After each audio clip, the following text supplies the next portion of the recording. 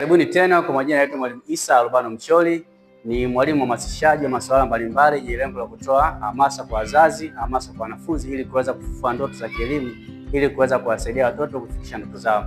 Leo nitaelezea njia mbalimbali ambazo mwalimu anaweza kuzitumia ili kumsaidia yeye mwenyewe kupenda wanafunzi wake, kupenda walimu wenzake, ili aweze kufanikiwa katika ufundishaji wake na kutoa matokeo makubwa ambayo taifa linategemea. Nitafundisha njia 4 ambazo mwalimu anaweza kuzitumia. Njia ya kwanza ni kufundisha kutumia njia za kuvutia, kufundisha kutumia mbinu mbalimbali.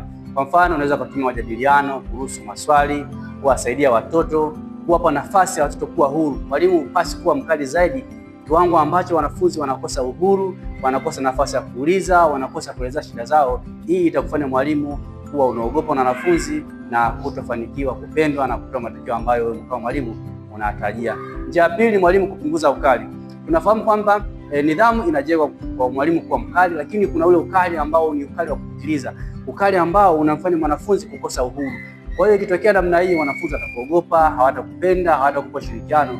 Kwa hiyo itakufanya wewe usipendwe na kukosa kutoa matokeo mazuri ambayo wewe kama mwalimu ulikuwa unayatarajia. Lakini njia nyingine ni kufanya kazi kwa moyo. Tunafahamu kwamba walimu ni kazi ya kujitolea, walimu ni kazi ya moyo. Kwa hiyo walimu ambao mara nyingi wanafanya kazi kwa bidii, hata ule muda wa kazi ambao umepangwa na serikali, walimu hawa mara nyingi wanakuwa wanapendwa na wazazi, wanakuwa wanapendwa na walimu zao, lakini pia wanakuwa wanavutiwa sana na watoto, kwa sababu watoto wanakuwa na muda mwingi wa kuweza kusaidiwa na walimu wao. Kwa hiyo wewe kama mwalimu na unapendwa, ukipenda wanafunzi wako, basi saidia kwa kiwango ambacho unajua kwamba ni kweli nimesaidia. Ongeza thamani kwa wanafunzi, ndipo utakapojiongezea thamani wewe kama mwalimu.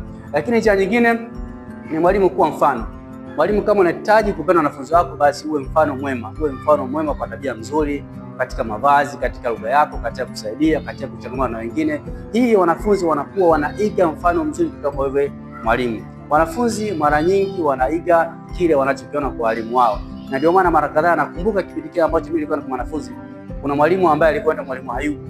Tulikuwa tunamfuatisha mpaka namna anavyotembea, namna anavyozungumza, namna anavyoimba, namna anavyocheza. Na hii wewe kama mwalimu inasaidia sana kuwavutia wanafunzi wako kupenda na kutengeneza jina lako pindi tu unapokuwa kazini.